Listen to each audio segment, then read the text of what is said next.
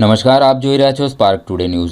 International Hindu Vaishnav યુવા મહોત્સવના પાવન અવસરે પરમ પૂજ્ય 1008 વરજરાજ બાવાશ્રીના ભગવત પારાયણ નિમિત્તે ગુરુહરિ પરમ પૂજ્ય પ્રબોધ સ્વામીજી પધાર્યા હતા અને સભાને પોતાનું આશીર્વચન અર્પણ કર્યું હતું। વૈષ્ણવાચાર્ય શ્રી વરજરાજ બાવાશ્રીએ પ્રગાઢ ભક્તિભાવથી ગુરુહરિ પ્રબોધ સ્વામીજીનું ખેસ પ્રસાદી પુષ્પમાળા અર્પણ કરીને અને ભવ્ય પરંપરાગત સ્વાગત કર્યું હતું।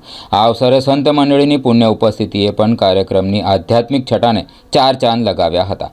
વિધાનસભાના દંડક માનનીય મંત્રી શ્રી બાળુભાઈ શુક્લ તથા રાજ્યકક્ષાના નાણાપ્રધાન માનનીય શ્રી કમલેશભાઈ પટેલ પણ સૌજન્ય ઉપસ્થિતિ બતાવી હતી। કાર્યક્રમમાં તેમને ભાગ લીધો હતો અને આ પાવન પ્રસંગે ગુરુહરિ પ્રબોધ સ્વામીજીએ પ્રેરક આશીર્વચન દ્વારા વૈષ્ણવ ભક્તિનું મહત્વ ઉજાગર કર્યું હતું। મહાપ્રભુ વલ્લભાચાર્યજીના આદર્શોને જીવનમાં ઉતારીને શ્રીમદ ભાગવતના ઉપદેશોને આત્મસાત કરાવીને પ્રેરણા આપી હતી।